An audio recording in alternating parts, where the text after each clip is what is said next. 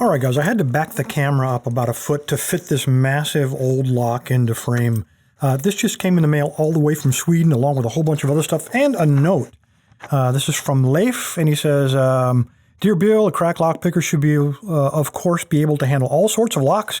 Although I've seen you tackle some fairly ancient padlocks, I haven't seen you go really old school.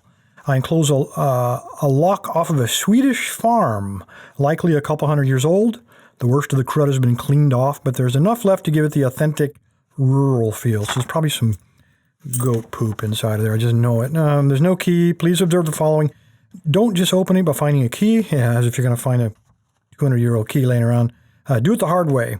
And don't peek behind the duct tape. Figure it out how it was built, which was built. Tape should not affect your picking. I've included a padded envelope with some unrelated keys, and I've got them right here. We'll talk about them in a minute, but let's first take a look at this old guy. Straight plate. These look like rivets, but these are the mounting bolts. You flip it over. We're not going to be able to see a lot because of this tape, but the mechanism is covered up, but you can see from the inside, looks like you'd probably open it with this latch from inside of the barn. It is spring-loaded. It's angled, so shouldn't affect too much.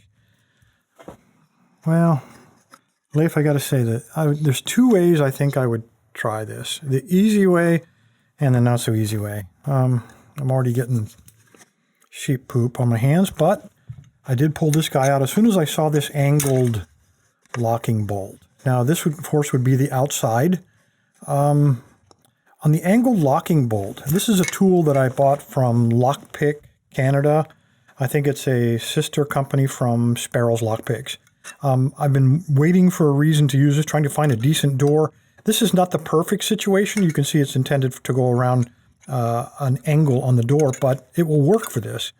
And it just looks like a beak from a bird.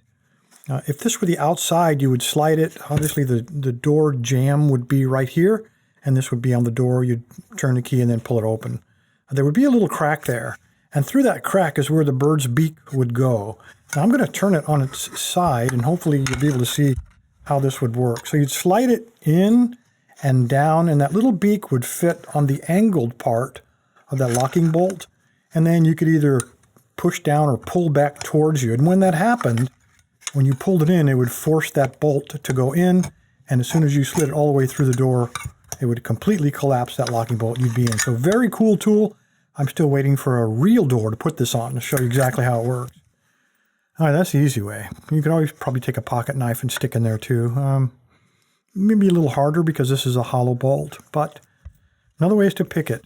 And I mean, it is a old lock, and I'm trying to look inside of the keyway. I see a very heavy looking spring,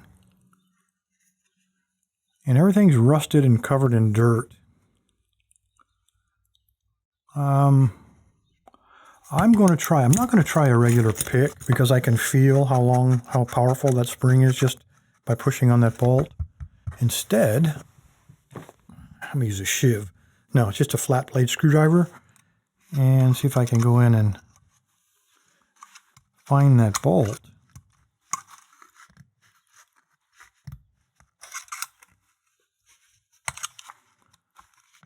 That piping really messes things up, doesn't it? Or you can see that bolt moving. So I'm on it, but I just don't have anything to grab with the screwdriver. Okay, that's something that pushes up.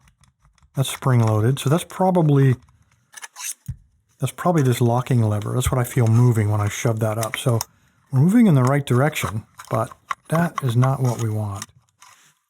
Let's try this side. There we go. All right, I'm hooked onto something. There we go. Let me get a good angle, and then we retract the bolt. That's how I do that. It's a single lever lock. All right, let's flip it around and take a look.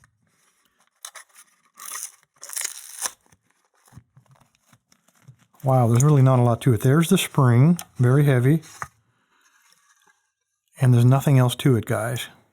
There's a single lever in this guy, and it's the bolt itself. So when I grabbed a hold of something, I'm trying to look down inside of there. Let me jam the screwdriver in there. Yeah, so I was just grabbing a hold of that bolt. I don't know if you can see that or not, and retracting it. It's a very cool old mechanism. I've never had a lock this old in the lock lab. Pretty simple mechanism. Anyway, I mean, it's in a barn in Sweden. What's going to be inside the barn, right? All right, let's look at some other stuff here that Leif sent to me. Very cool. He sent me a whole bunch of tryout keys for Assa Abloy. This one with the green tag is a pass key for all Assa Abloys. Any Assa Abloy, this key will open it. And yeah, pretty cool. If you believe that, I've got a bridge I want to sell you. Anyway, I don't know what the green tag is, guys. This is for the original D style or half moon style. So I do have a bunch of tryout keys. Very cool. Some other really neat stuff for lever locks. These are really hard to find here in the States. So whenever I have a lever lock that I want a tensioner for, usually it's the lack of a key that I can cut into a tensioner that holds me up. So send me a whole handful of these guys, and even more valuable are these little guys. I mean, it doesn't look like much, but look at the diameter on the piping on some of these keys. If you can cut off everything from here, just leave that tip as a tensioner. If you've got a really wide piping, this is what these are hard to make. So I really like to start with a used key as my tensioner. I've got an assortment of stuff here. One really kind of excited me. Where did it go here? Where did it go? Here, it looks like a handcuff key. A Swedish handcuff key. Leif, what are you doing with that, man? Have a bunch of Assa keys, 6-pinners and 7-pinners. If I want to cut these into bump keys, that'd be really cool.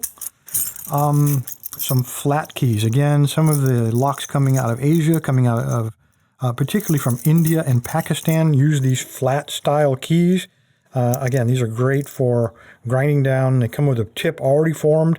You just grind everything off and you got a great tensioner. Big ones, got some little ones here, and then some other assorted stuff. So very cool, Leif. I appreciate all of these, really do. Keep those around, and appreciate the chance to take a look at your 200-year-old barn lock. Appreciate your time, guys. Stay safe, stay legal.